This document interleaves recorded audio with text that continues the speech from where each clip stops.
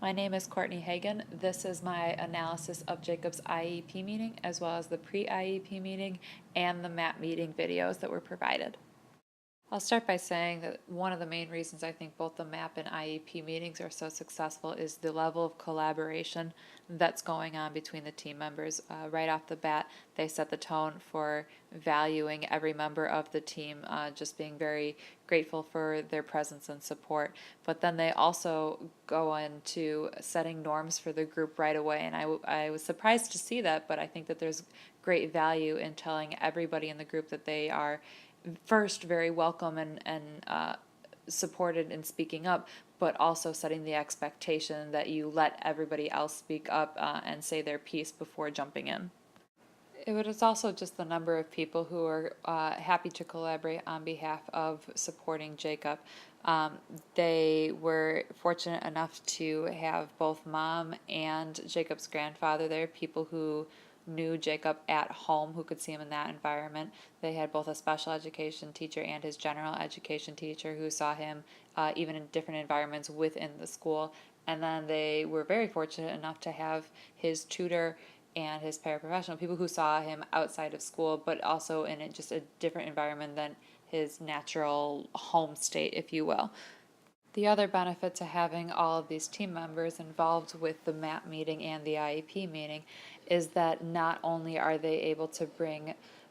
new knowledge about Jacob that the others might not have,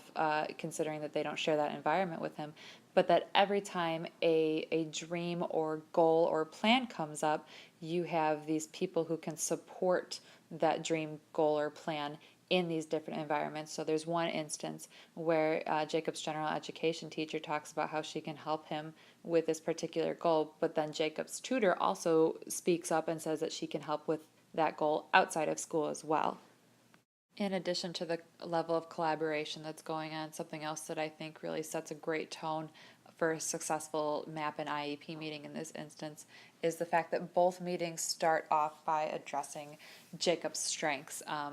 Particularly, both meetings allowed Jacob to speak up and acknowledge his own strengths. So when you're dealing with something as difficult as a student's needs, areas that they need to grow in, and the plans that are going to make that happen, especially when you're dealing with a student as young as Jacob, and that can be a very daunting and exhausting process, one that he was very anxious about. I think starting off with those strengths sets a wonderful tone, a positive tone that makes him feel comfortable, makes his mom feel more comfortable, and makes all of the goals that they're talking about seem so much more attainable. In addition to the positive setting, I also think that people remained focused because the leader of the MAP group in particular was very good about demonstrating the connectivity between Jacob's strengths, his dreams, and his needs, and demonstrating how those three things all related and built into this plan that was about to become Jacob's as he continued to grow in school. The connection between the MAP and IEP meeting is evident when they're talking about social goals. Jacob's mom mentioned that she had a dream of him having stronger friendships, and it was also mentioned that Jacob had needs when it came to struggling with bullies. So they started coming up with a plan in the MAP meeting right then and there, incorporating social stories into his education. But that conversation turned into a much more tangible goal in the IEP meeting, something that was trackable, so much so that they were even talking about Jacob tracking it himself, partly that he would not interrupt 3 out of the 5 times that somebody was speaking.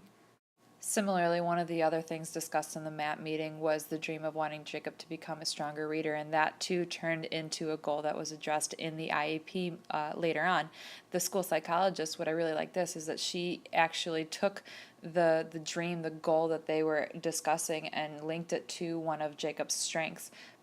It's notable throughout both meetings that Jacob is a strong visual learner, so she decided that she was going to use that strength of his to help support this area that he needed to grow his fluency and his literacy. And as it happened with Jacob's social goals, the broad stroke strengths, dreams, and needs that are being discussed during the MAP meeting in regards to Jacob's literacy then become more concrete, tangible, measurable goals that are later on part of the IEP. What's interesting about the fine motor goal that is later discussed is that in the MAP meeting, it wasn't touched on for very long, but the school psychologist brings it up during the pre-IEP meeting, saying that she knows that those motor skills are one of mom's biggest concerns. And I just think that that's very interesting and telling about the strength in the relationship among the team members, that the school psychologist knows how concerned mom is about that, even though it was not discussed at length during the MAP meeting.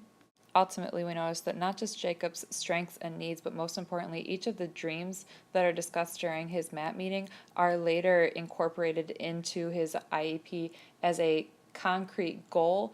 that has a plan to support it, as well as support provided by the full collaboration of each of his team members. I think all of this was possible because of the level of involvement that Jacob and his mom had. Jacob was very nervous about the meeting, but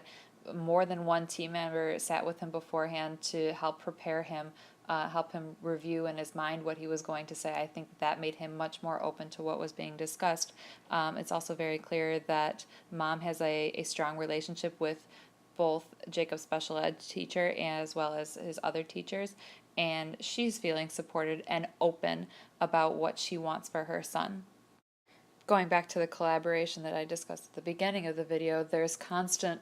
checking in, particularly with mom and Jacob.